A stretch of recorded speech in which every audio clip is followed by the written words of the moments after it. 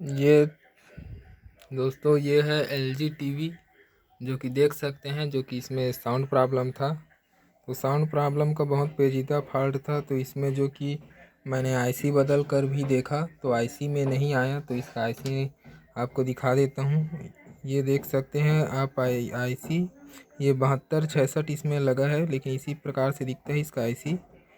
तो इसमें ये प्रॉब्लम था कि एक जीनर डायोड शॉर्ट हो गया था, जो कि स्पीकर के आउटपुट के साथ यहाँ पास जो कि आप देख सकते हैं यहाँ पास लगा हुआ था, जो कि इसे ओपन करने पर जो कि साउंड आ गया है। तो यहाँ मैंने आईसी को बदल कर बहुत कोशिश की, जिसके कारण प्रिंट भी बहुत उखड़ गया।